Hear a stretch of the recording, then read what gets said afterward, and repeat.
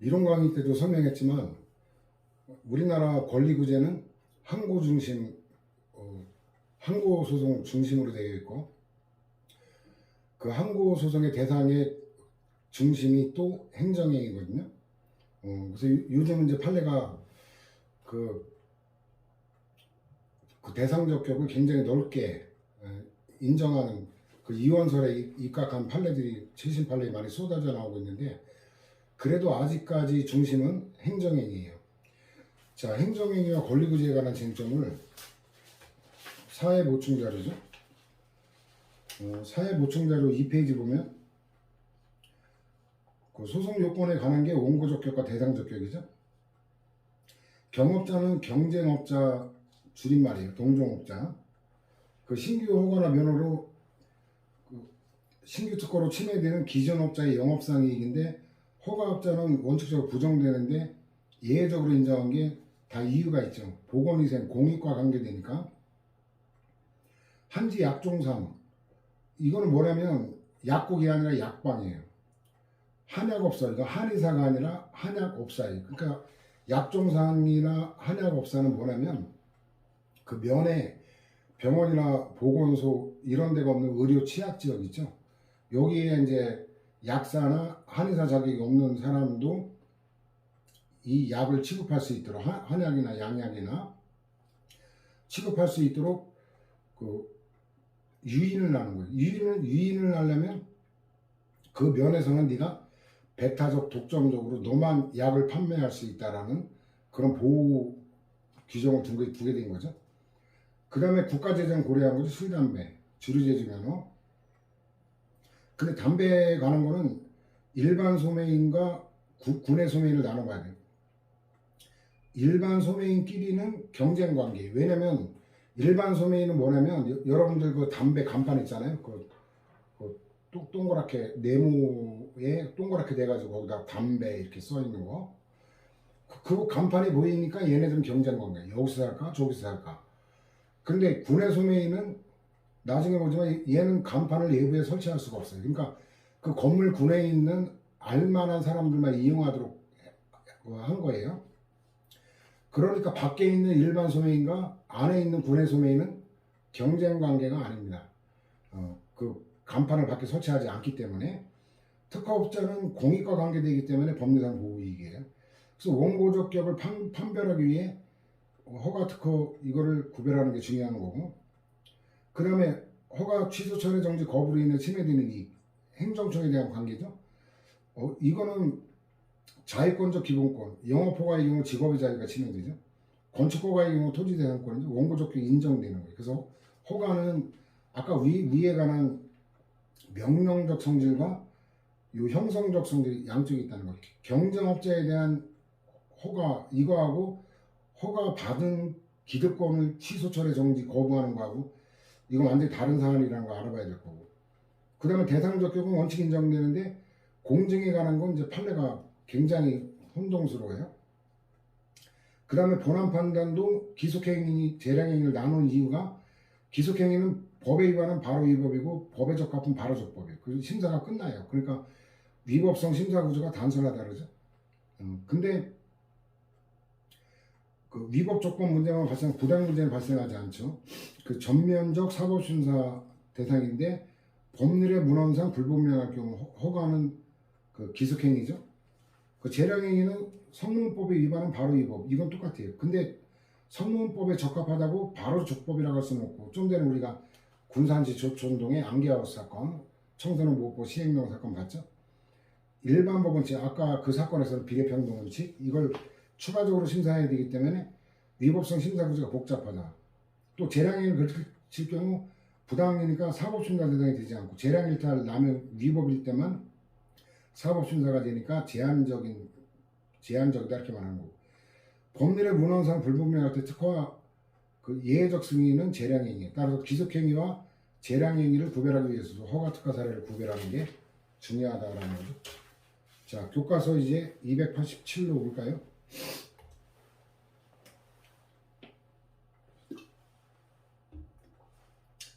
자, 행정의 의미가 뭐냐 판단하는 건데 해석하는 건데 종합적으로 본다.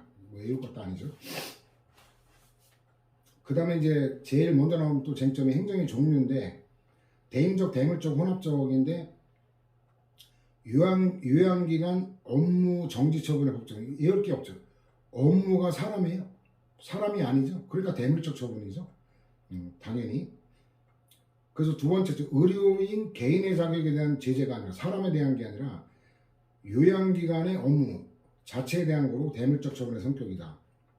그러면 이제 어떤 결론이 되냐? 두 번째로 연결되죠. 요양기관이 폐업한 경우, 그러면 그 행정행위 대상이 없어진 거죠.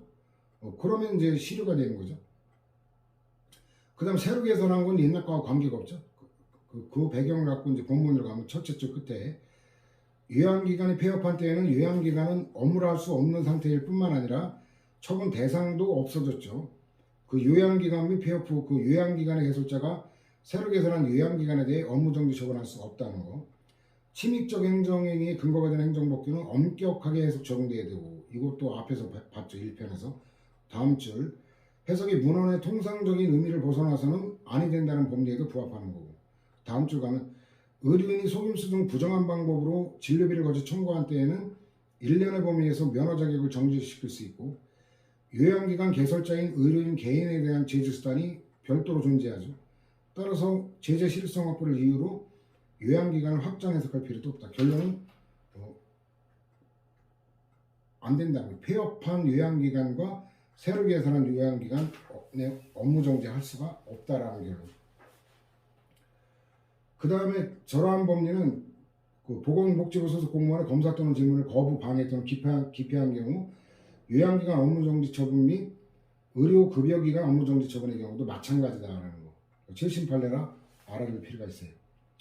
그 다음 일반 처분은 일반적 구체적 비율이죠. 근데 판례는 그 물적 행정의 법리를 인정하지 않고 있어요.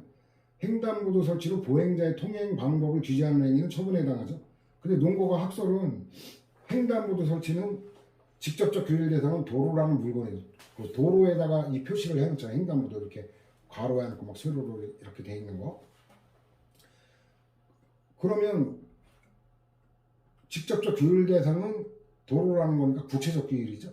근데 사람 누구나 보행자는 거기를 통해서 횡단해야 되고, 그다음 운전자는 일시 정지해야 될 의무가 있잖아요. 그러니까 누구에게나 다 적용되니까 일반적 구체적 규율로서 일반 처분이니까 당연히 처분이다. 이게 학설의 논거예요. 근데 판례는 그 사람에 대한 의무 표지로 가지 물적 행정의 법리를 인정하지 않고 있어요. 그래서 첫째적으로 이 근거 법률이 도로교통법인데, 이거 강론에서 도로교통법과 도로법 관계가 옛날에 그 사례 문제로 안 나오기 전에 논술 50점, 약술 25점 이렇게 나올 때는 출제가 좀 몇 번 됐는데, 도로교통법은 이건 경찰행정법이에요. 도로법은 공물법이에요. 그래서 경찰행정법과 공물법과의 그 구별, 이게 전통적인 쟁점이었는데, 그 배경하에 세 번째 줄 보면, 자, 횡단시설이나 횡단보도가, 그 두 번째 줄부터, 보행자는 지하도 6기호, 그 밖에 횡단시설이나 횡단보도가 설치되어 있는 도로에서는 그곳으로 횡단해야 된다고 규정하고 있고, 운전자는 보행자가 횡단보도를 통행하고 있는 때에는 그 횡단보도 앞에서 일시 정지하여 보행자의 횡단을 방해하거나 위험을 주어서는 아니 된다고 규정하고 있죠. 그러니까 이제 의무와 관계되죠. 지방경찰청장이 횡단보도를 설치하여 보행자의 통행 방법 등을 규제하는 것은 행정청의 특정 사항에 대한 의무의 부담을 명하는 행위니까 국민의 권리에 직접 관계가 있는 행위, 이게 바로 행정행위 표지죠. 그 행정행위가 처분이 일치하는 경우가 대부분의 판례예요. 행정처분이다. 다만 원고 적격이 부정됐죠. 그 지하상가상의 영업상이기 때문에 좀 전에 말했지만 도로교통법은 경찰행정법이라 공공의 안녕질서가 목적이지 영업상이익을 보호하고자 하는 법이 아니죠.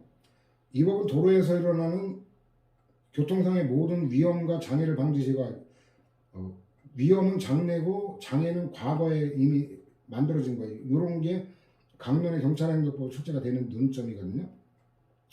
안전하고 원활한 교통을 확보하는 목적으로 한다고 규정하고 있죠. 그 밑에 횡단보도가 설치된 도로 인근에서 영업활동하는 자에게 횡단보도 설치에 관해 특정한 권리나 법령에 의해 보호되는 이익이 부여되어 있다고 말할 수 없다. 그래서 이거는 인적주민의 고양된 보통사용권이라고, 이것도 공물행정법에 다루는데 공물 사용관계에서 굉장히 출제가 많이 되는 중요한 쟁점이에요. 다만 이제 총론점은 아니고.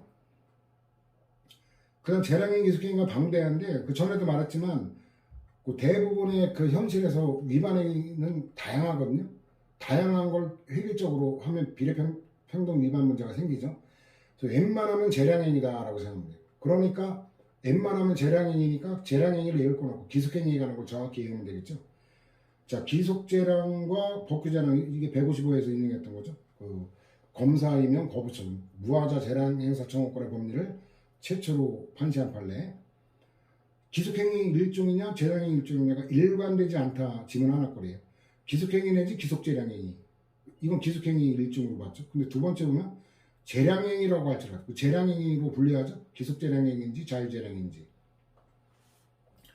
그래서 여기 여러 개 있는데 이 체감계획인가 이거 369하고 연결돼요.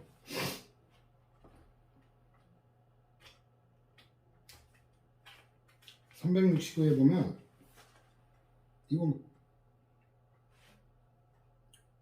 두 번째, 체감계획 인가로 산림의 선호가 의제, 인허가 의제하고 관련되면 성질이 바뀐다. 이거 222하고 289에서 인용했던 거죠.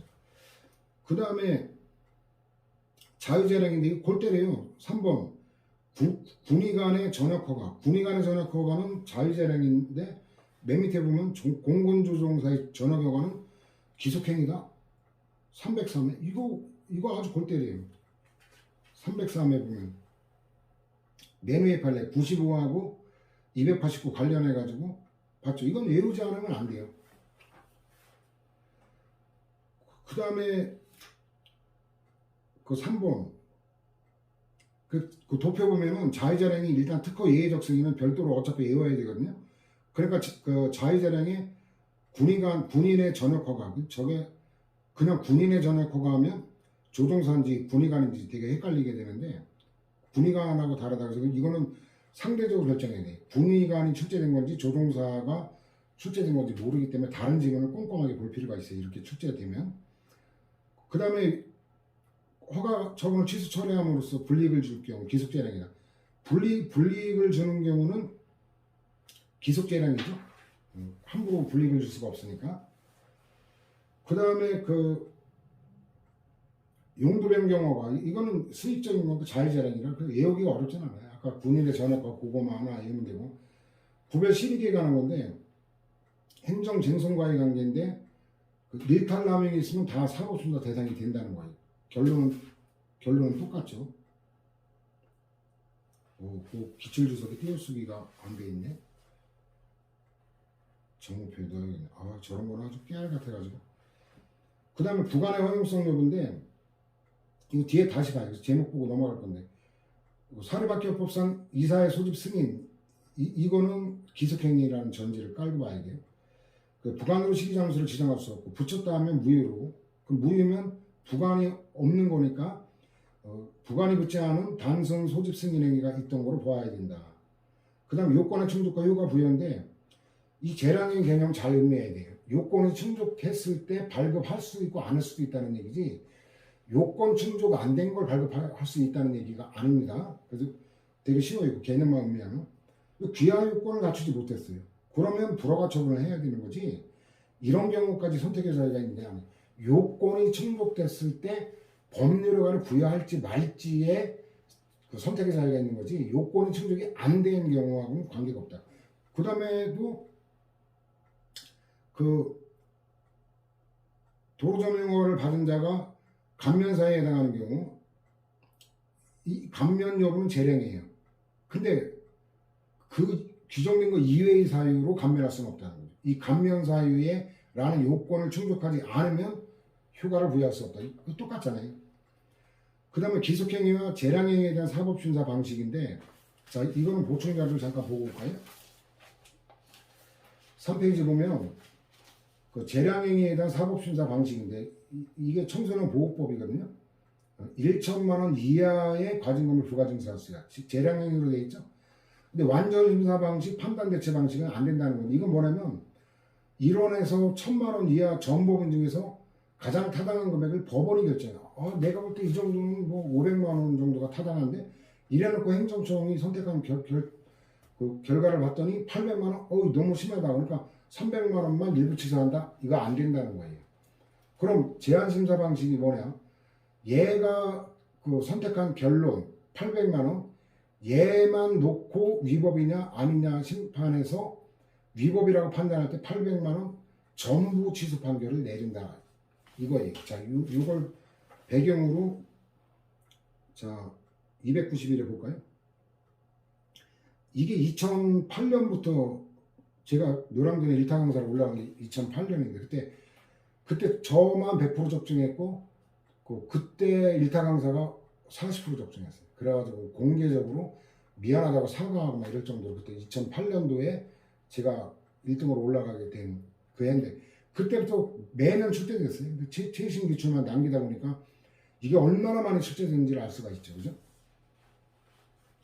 자, 그래서 전자, 기속행위 경우 그 법규에 대한 원칙적인 기속성으로 인해 법원의 사실 인정과 관련 법규 해석 적용을 통해 일정한 결론을 도출한 후 그 결론에 비추어 행정청이 한 판단의 적법 여부를 독자 입장에서 판정하는 방식, 완전심사 판단 대체 방식이. 왜냐면 기속행위는 행정청에 선택권이 없잖아요. 그러니까 법원이 독자적 결론을 도출해도 행정청에 없는 선택권을 침해하는 문제는 애초에 발생할 여지가 없죠. 그러나 후자, 재량의 경우 행정청의 재량에 의한 공익 판단의 여지를 감안하여 법원은 독자의 결론을 도출함이 없이 당행의 재량권의 일탈, 남용이 있는지 여부만을 심사, 제한심사 방식. 이게 1075, 1077로 연결됩니다. 취소 판결의 범위. 자, 1075. 일부 취소 판결 있죠? 이게 290이라고 483. 이게 기속행위인 경우나 정당한 부과금액을 산정할 수 있는 경우. 그 다음에 분리 가능하고 일부 취소 대상에 대해서만 위법성이 인정되고 잔존하는 처분만으로도 의미가 있고 행정청에서 명백히 반하지 않아야 된다. 그래서 일부 취소가 가능하면 전부 취소해서는 안 되는 거죠. 근데 이제 1077에 가면 전부 취소 판결 291 과징금 부과 처분 같은 재량행위 좀 전에 291에 인용한 게 고뇌행위잖아요. 부과금액을 산출할 수 없는 경우 그러면 산출이 안 되면 전부 할 수밖에 없죠. 불가분 처분은 나눌 수가 없으니까 전부 할 수밖에 없죠. 이때는 전부 취소 판결해야 된다. 그러니까 유형화되어 있기 때문에 외우기가 어렵지 않아요. 뭐 어쩔 수가 없지 않냐. 불가분이라는 개념 이런 거. 부과금액을 산출할 수 없는 경우 뭐 이런 경우. 그래서 저 속에 중요한 논점으로 대두가 되고 있는데 어렵지는 않다. 자, 구별 기준이 학설이나 판례나 똑같아요. 법문원 기준설이죠. 그래서 두 번째 쪽 보면 판례 본문에 당행의 근거가 된 법규의 체계 형식과 문헌 이게 1차적이죠. 제일 먼저 나오는 게 1차적 판단 기준이에요. 뒤에 가는 게 이제 점점 보충적인 거죠. 당행위가 속하는 행정 분야의 주된 목적과 특성, 당행위 자체 개별적 성질과 유형, 이 개별적 성질이 바로 이게 그 휴가재량서를 보충적으로 받아들였다고 하는 거예요. 왜? 성질이 수익적이냐 침입적이냐에 따라서 침입적인 건 기속행위, 수익적인 건 재량행위라는 게 휴가재량설이죠. 그 다음에 그 음주 측정 거부를 이유로 운전면허 취소함에 있어 재량의 여지가 없다. 이건 외워야 돼요. 왜냐하면 이건 법률이 취소하도록 법률이 그런 거지 논리 갖고 끌어낼 수가 없는 거기 때문에. 그 다음에 그 과징금 감경 여부는 재량인데 이 과징금에 관한 거는 693. 그 하나 빼고는 다 재량행위다 라고 보면 돼요. 그 하나만 외우면 돼요. 693에 보면 맨 위에 판례 있죠. 명의신탁자, 부동산 실명법상 명의신탁자까지만 외우면 돼요. 이거는 기속행위. 유일한 예외이기 때문에 안 외울 수가 없어요. 논거도 없어요. 292. 저거 하나 외워야 돼요. 명의신탁. 명의신탁은 원래 그 주인은 따로 있고 명의만 다른 사람 명의로 등기를 하는 거예요. 이게 이제 세금을 회피하거나 강제 집행을 면탈하기 위한 뭐 그런 거로 주로 되는 건데 그거 하나 외우면 나머지는 일일이 외울 거 없어요. 그 다음에 좀 전에 말했던 법률에 근원상 불분명할 경우 휴가재량서를 보충적 기준으로 수용하고 있다 그랬죠. 주택건설 사업계획 승인, 이거는 인가거든요. 인가로서 수익적이죠. 상대방에게 권리나 이익을 부여하는 휴가를 수반하는 이른바 수익적 행정처분으로 법령의 행정처분의 요건에 관해 이리적으로 규정되어 있지 아니한 이상 재량행위다. 여기 이제 드디어 뭐 사례들이 막 나오죠. 이거 다 외울 거 없어요. 판례비드라 일단 보여주긴 하는데, 자 294의 동그라미 1번으로 가면 자연공원사, 하여튼 자연환경 나오면 재량행위라고 보면 돼요. 이거는 국토 및 자연의 유지와 환경의 보존, 이 말 나오면 기속행위였던 것도 저 말 나오면 재량행위로 바뀌는 거예요. 그 다음에 절대보존지역, 이 환경에 관한 거. 그 다음에는 뭐 휴가재량서를 따르면 직권 말소는 침익인데 논리에 안 맞죠. 근데 굳이 외울 건 없어요.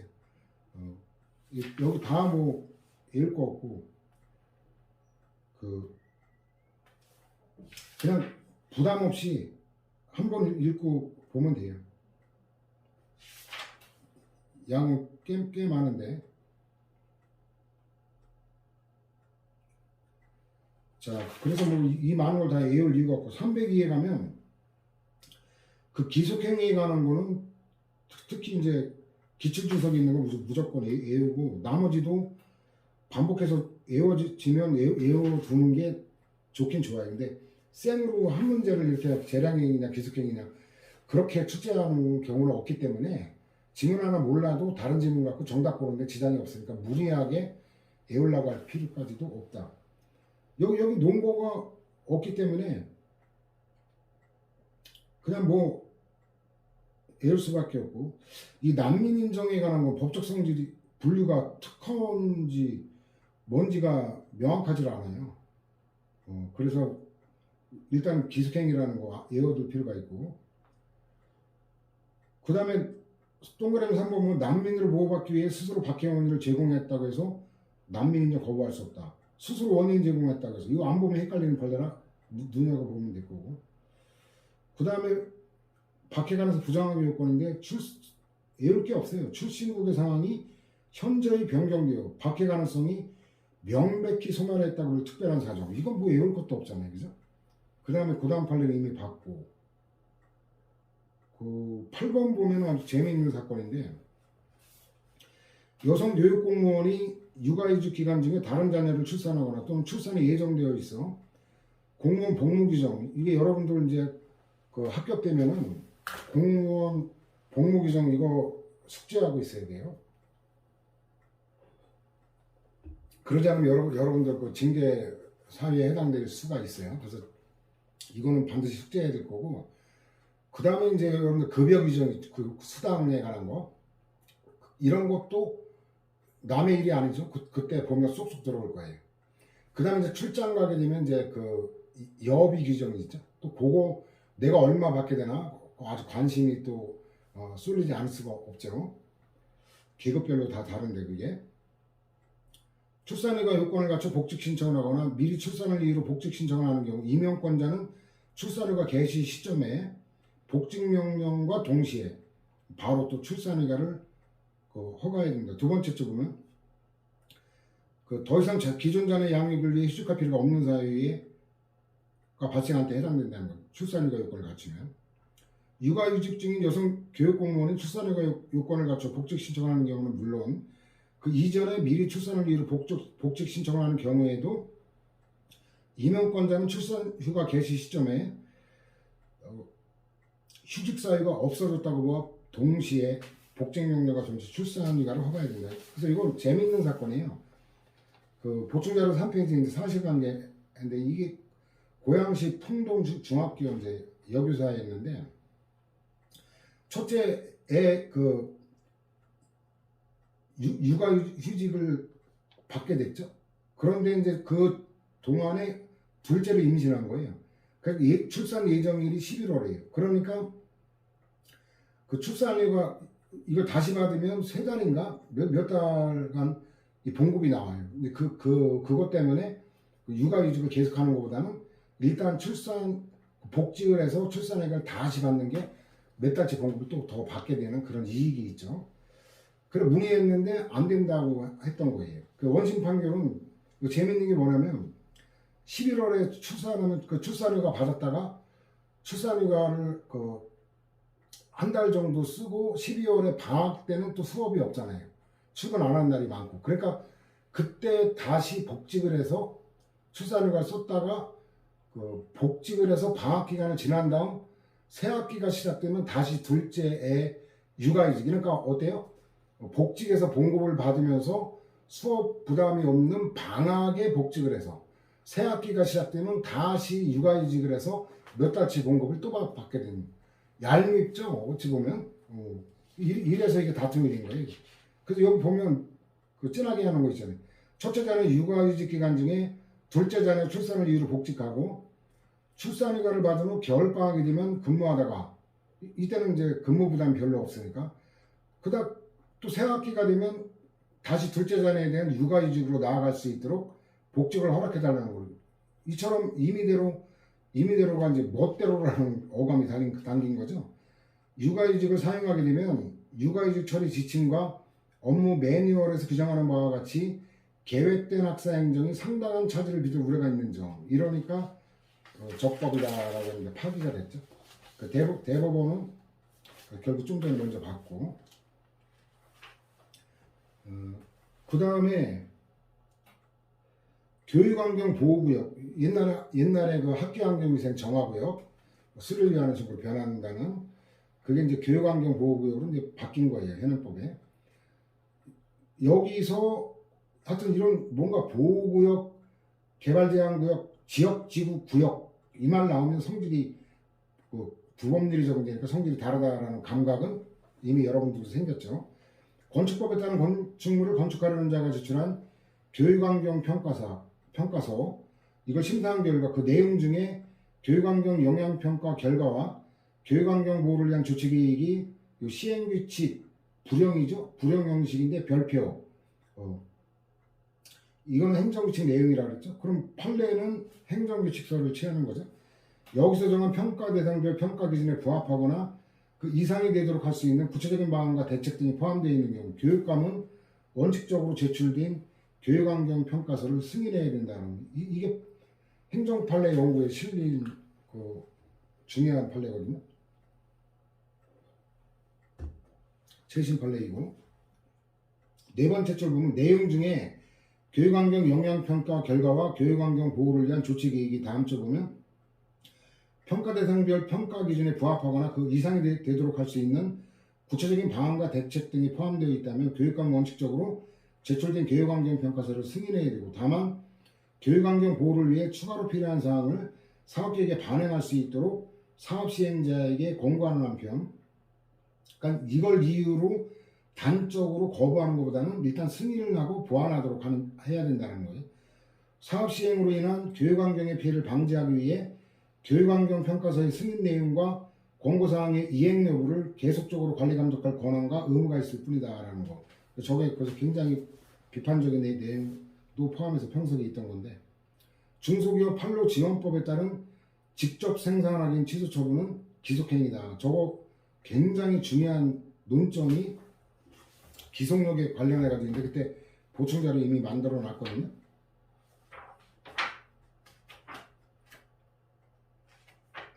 저게 이제 그 보험단체, 참 보험단체가 한겨레신문 보도에 따르면 엄청나게 문제가 많거든요. 자, 1066의 저 중소기업 304.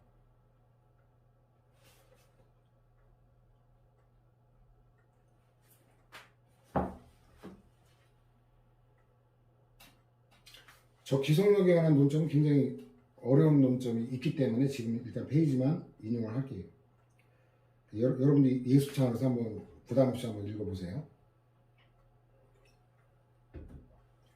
그 다음에 이제 재량하자 내적 관계 이게 일반 법원 지휘만이 남용이죠. 그래가지고 일단 여기 보면 징계사에 해당하는 행위가 있더라도 징계권자가 그에 대해 징계 처분을 할 건지 이거는 무시해요. 이거는 오류입니다. 징계 처분은 이거는 선택의 여지가 없는 거예요.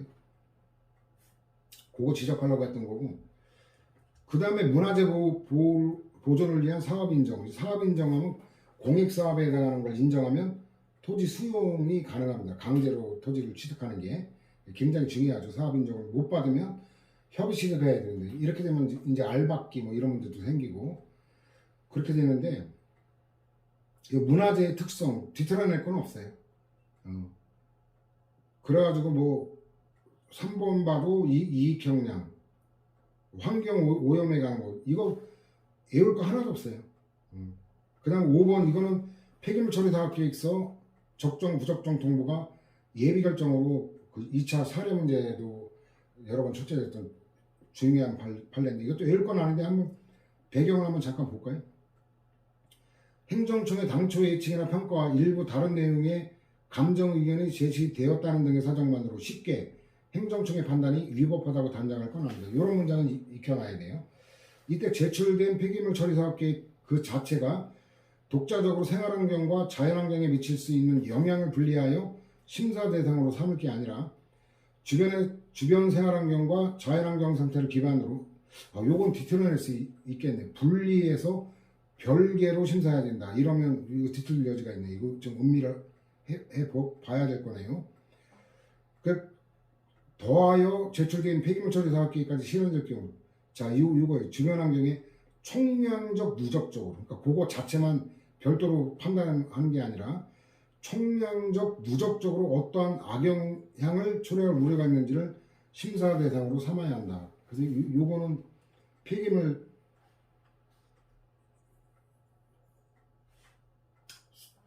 316하고 연결되죠.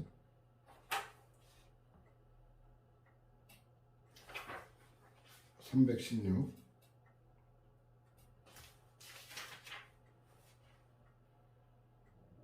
자, 그 다음에 306에 보면 재량의 남용 인정 사례. 여기 일부는 비례원칙, 평등, 일반 법원칙에 했던 거라 요 바로 그 판례 요지가 있는 거로 갑시다. 1번 판례 보면 그 기부금품 모집행위 자체를 불허한 거. 이게 기부금품 모집 허가의 법적 성질이 강악상 허가니까 기숙행위죠. 특별한 사정이 없는 한 모집행위를 허가해야 된다는 거.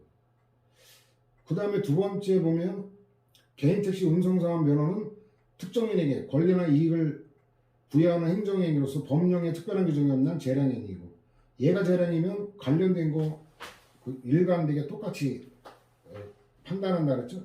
얘가 재량행위면 운전경력 인정 방법의 기준 설정 역시 재량이라는 거고, 그 다음에 부정사례인데 저것도 일부는 일반 법칙에 있는 거라 바로 밑으로 갑시다. 군의관에 대한 전역 거부 처분이 그 재량권의 일탈남용에 해당하지 않는다. 장교 등 군인의 전역 허가 여부는 전역심사위원회 등 관계기관에서 원칙적으로 자유재량에 의해 판단할 사항이다. 이게 공군조정사하고 다른 그거잖아요. 군의 특성에 비춰 명백한 법규 위반이 없는 이상 군 당국의 판단을 존중해야 된다는 거고. 그 밑에 보면 장기 복무 의무 장비 확보 필요성. 그래가지고 우리가 군의관 관련되는 거 그 위임된 거냐 아니냐, 이게 신뢰부에 봤던 그거죠. 초음파 검사를 통해 알게 된 그 태아의 성별을 고지한 의사에 대한 의사면허 자격 정지 처분이죠. 이거 보면 네 번째 줄. 태아의 성별 고지 행위 자체의 위법성 및 사회적 위험성과 낙태로 이어질 생명경지 사상을 예방하고자 하는 입법 취지에 입각한 공익성에 우선하는 비교 가치를 가진다고 할 수 없을 뿐더러 피고의 처분이 재량권 일탈이라고 할 경우 태아의 감별행위자에 대한 제재 수단이 무력해지는 결과를 초래할 가능성이 있습니다. 공익을 크게 봤다라는 거. 그 다음에 그 문화재 청장인데, 문화재 공익을 중시하는 요인이라는 거 이미 봤죠. 비례원칙에도. 국가지정문화재 보호구역에 인접한 나대지. 더 볼 게 없죠. 국립공원 인근, 하여튼 인근 이런 이말 나오면 공익을 중시하는 거. 그 다음에 제주해군기지 국방군사시설, 이 국방에 관한 것도 공익이 엄청나게 중요한 거죠. 그래서 이것도 위법하지 않다. 황우석 교수 사건 이거 모르는 사람 없죠. 완전 국제 사기꾼이었죠. 근데 놀라운 거는 지금도 황빠라고 해서 황우석 오빠부들이 활동하고 있다는 거 아니에요? 와, 참 이건 뭐 이게 종교인가?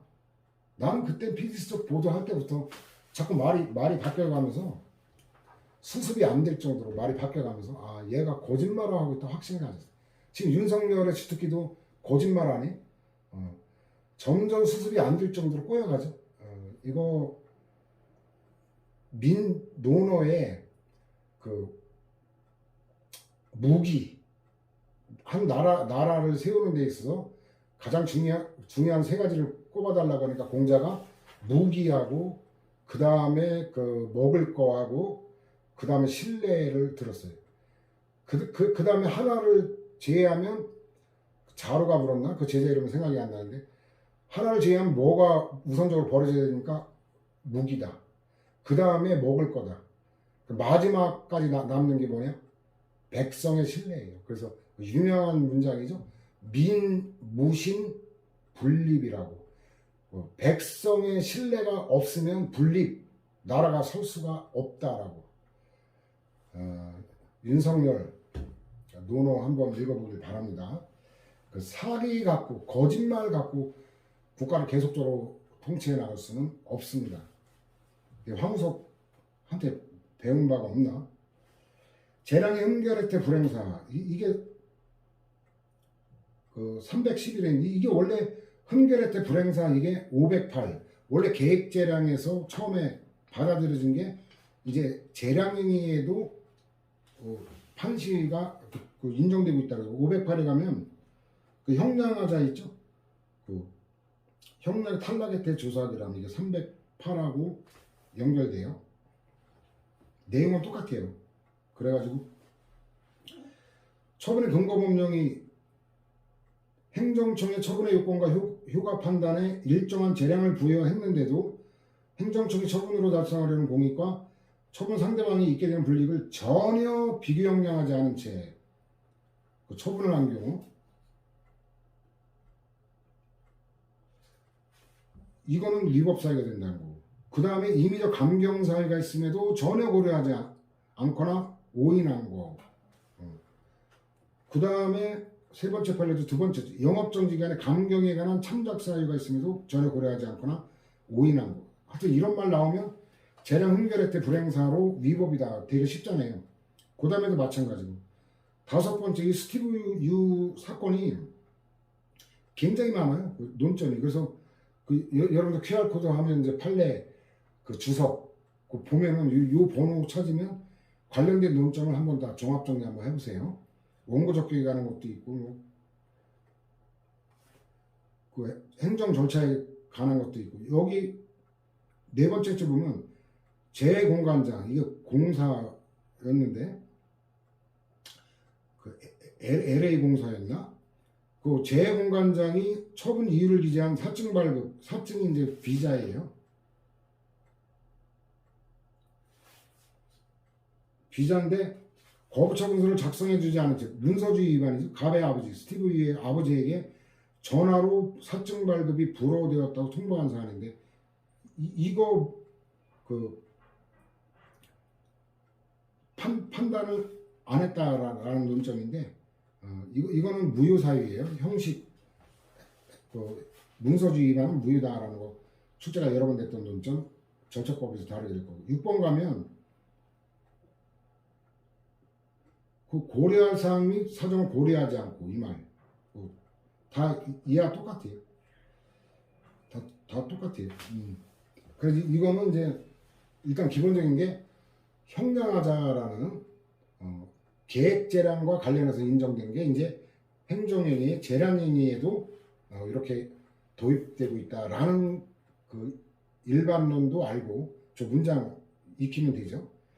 그 다음에 이제 일탈남용 이렇게 전통적인 분류가 그런데 오늘날은 꼭 그렇게 일탈남용이라는 말은 안 쓰고 그냥 사실오인, 비례평등원칙, 목적이란 동기부여 다양하게 하고 있다. 좀 전에 봤듯이 형량하자 이미 봤죠. 사실오인인데 이거 입원 또는 병원 치료하고 소로 여행이 불가능해서 임지에 들어가지 못하고 무단결근도 아니고 위와 같은 사정을 고하고 육지근무까지 청하는데 이건 오인이죠. 목적 위반 동기의 부정인데 이건 보복적 동기라고밖에 볼 수가 없어요. 그 두 개 종류의 예고고 고사까지 합격됐어요. 이것도 교육법 시행령 꼭새가 빠졌네. 그래서 석사학위는 예고가 하나만 보면 되는데 박사는 두 개 종류까지 해야 돼요. 박사가 쉬운 게 아닙니다. 그래서 그 김건희 여사 좀 대단히 의심스럽죠. 정상적으로 받았다라는 게 저로서는 이해가 안 갑니다. 그 과거의 경력으로 볼 때, 지적 능력으로 볼 때 대단히 의심스러운데 국민대학교 수준이 참 여전히 의심스럽고 학위 논문 심사까지 다 통과했어요. 근데 정당한 이유 없이 학위서를 부결하면 그 문제 어쩌란 말이에요. 박사과정 다 밟았어요. 두 개 예고고사 시험도 합격했어요. 논문 심사 통과했어요. 근데 학위를 안 줘요. 그거 어떻게 하라는 얘기? 다시 시작하라는 얘기? 학위 과정은? 이 서울대학교 교수 어떤 놈인지 미친놈 아니에요 이거? 그 다음에 이제 재량행위나 사법통제 이게 사회복지 9급이잖아요. 정신 나간 놈이에요. 이거는 행정법 논점이 아니라 100% 헌법 논점이에요.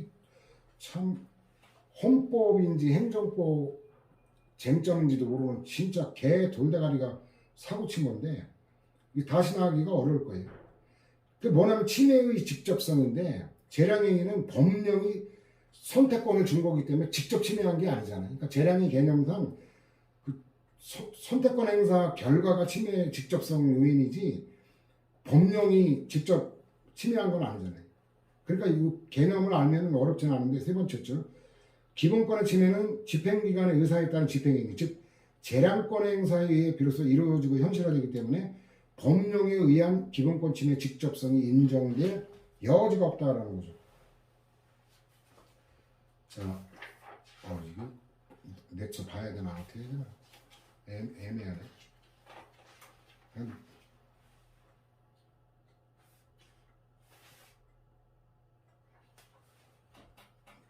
렉처 봅시다. 그냥. 판단 여지와 재량이 판례는 구별을 안 해요. 여기 보면 어려운 건 없어요.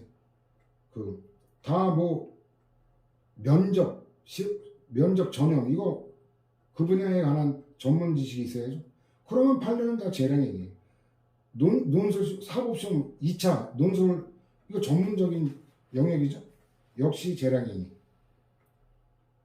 그 다음에 사실관계 안양시장 사건일 건데 면접위원회도 아닌 시장이 면접에 참가했어요. 지금 미친 시장이죠 이거 위법이다. 참 이거 뭐 한 번 보면 더 볼 이유가 없죠.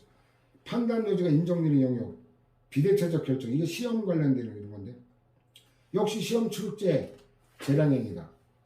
그다음 사법시험 객관식 문제 출제행위가 재량권 일탈 남용하는 거 이거는 가볍게 보세요. 뒤틀어낼 게 없어요. 답안 선택 기준도 여러분 참고하라고 한 거예요. 뒤틀어낼 것도 없어요. 하나만 골라야지 뭐 두 개 고르면 되냐 뭐 이런 거죠. 그 다음에 구속적 가치평가가 이제 어떤 예술적인 거, 음란 이런 문화적인 거 이런 거죠. 교육적인 거. 그래서 문기부 장관 행정청이잖아요. 그러니까 얘는 내용의 교육적함 여부까지 심사할 수 있는데 비교할 게 그 두 번째 보면 내용에 관한 거 법원의 심사는 이거는 제한된다는 거예요. 그거만 보면 돼요. 문기부 장관 행정청이냐 법원이냐 이게 나눠보면 되는 거예요. 역시 재량행위다라고.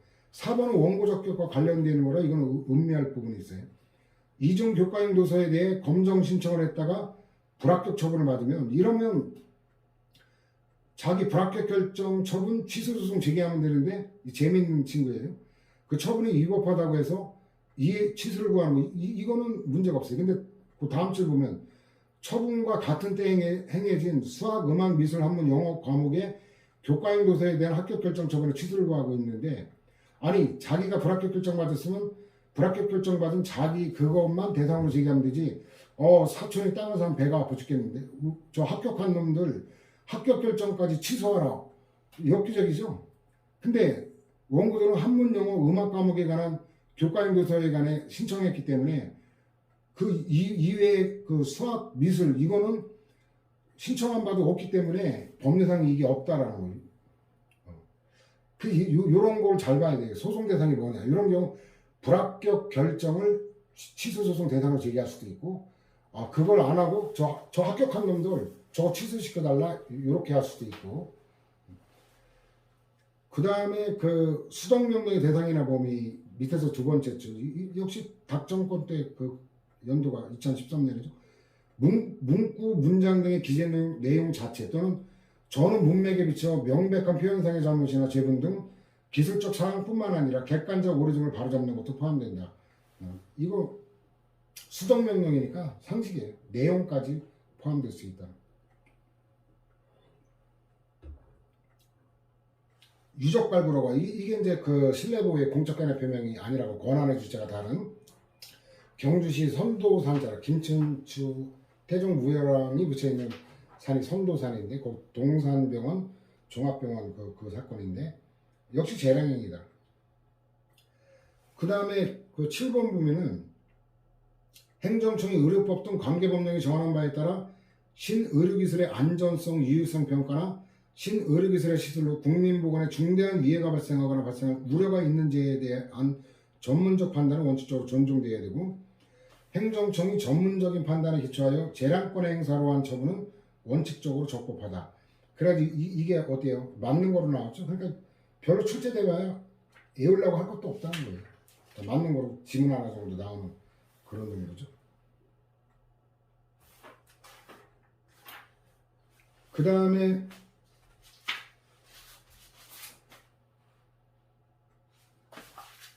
다단계 행정결정 이 취지가 98에 몇 막대한 들어간다는 거. 거기 10억 가까이 막 들어가죠. 청수차 그거 하는데도. 대규모 장기 사업의 시간 비용 절감이다. 이거는 미리 받고. 예비 결정의 대표적인 사례가 이거는 허가가 일부라도 난 게 아닙니다. 허가 자체가 안 난 거예요. 허가 요건의 일부 요건만 통과한 거예요. 폐기물 처리 사업 계획서 적정 부적정 통보는 행정처분에 해당한다. 이게 305호에서 인용했던 거죠.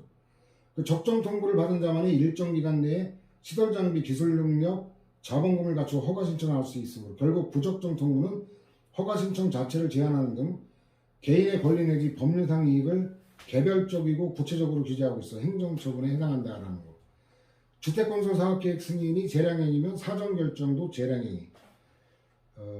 이거 356에 관계되는데 그 밑에 괄호 1번 보면 좀 전에 말로 했던 거죠. 공익수면 매립면허가 특허로 자유재량이죠. 그럼 그 관련된 것도 성질을 갖게 한다는 게 판례 입장이라고 했죠. 실효된 공익수면 매립면허의 효력을 회복시키는 처분도 자유재량. 이게 317에서 인용한 거고. 그 다음에도 마찬가지예요. 그래서 마을버스 운송사업 면허가 재량행위면 그와 관련된 판단도 재량행위. 그 다음에 6번 개인택시 운송사업 면허가 재량이면 기준 정하는 것도 재량. 자, 종합정리 됐죠 이제.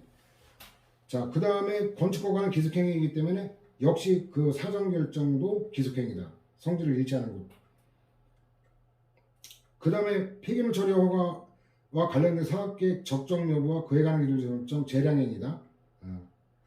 그 다음에 정부 간 항공노선의 개설에 관한 잠정협정 및 비밀 양해각서, 건설교통부 내부 지침에 의한 항공노선에 대한 운수권 배분 처분, 이거 처분이다라는 건데, 대한항공과 아시아나가 치열하게 다퉜던 사건인데, 권리와 관계된 표지를 음미하면 되죠. 두 번째 줄 보면 노선 면허를 취득하기 위한 후속 절차를 밟아 중국 항공당국으로부터 운항 허가를 받을 수 있게 되고, 중국의 영역 내에서 무착륙 비행, 비운수 목적의 착륙 등 제권리가 갖고, 노선 배분을 받지 못한 항공사는 상대국 지정항공사와의 상무협정 체결 등 노선 면허 취득을 위한 후속 절차를 밟을 수 없을 뿐만 아니라 중국 항공당국으로부터 운항 허가를 받을 수도 없는 지위에 들게 된다는 거.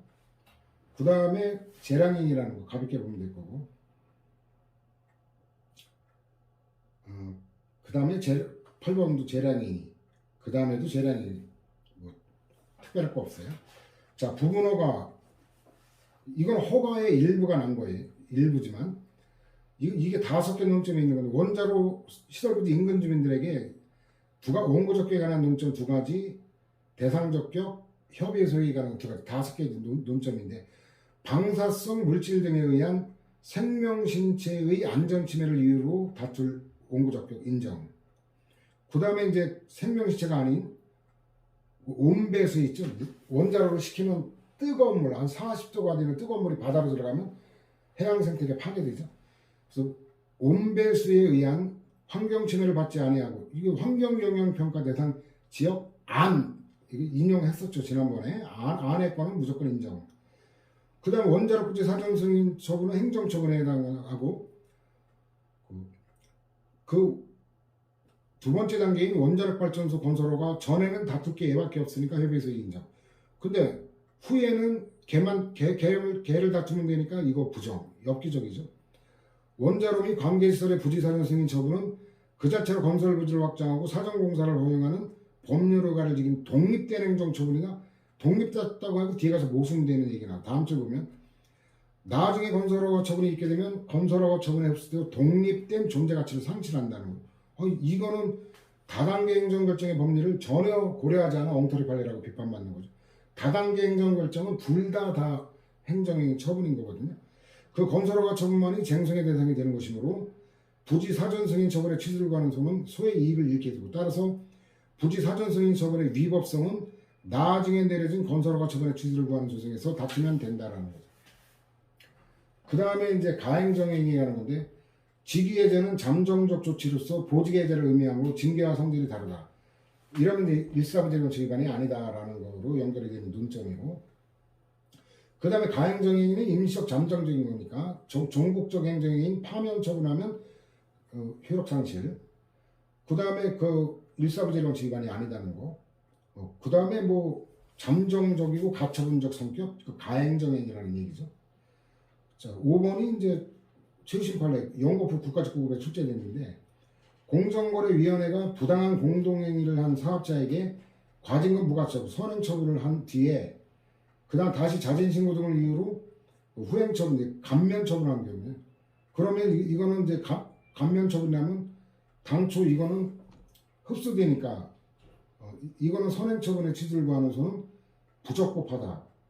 이거는 가행정행위에 해당한다는 걸 모르면 맞출 수가 없어요. 왜냐하면 이게 그 일부 감경, 이거는 감경되고 나면 당초 처분이 소송 대상이거든요.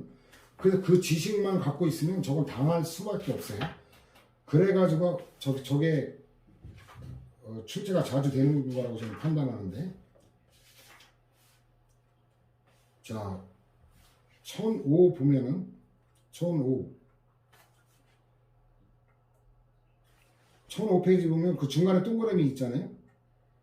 감액경정 처분은 감액되고 남은 당초 처분이 대상이에요.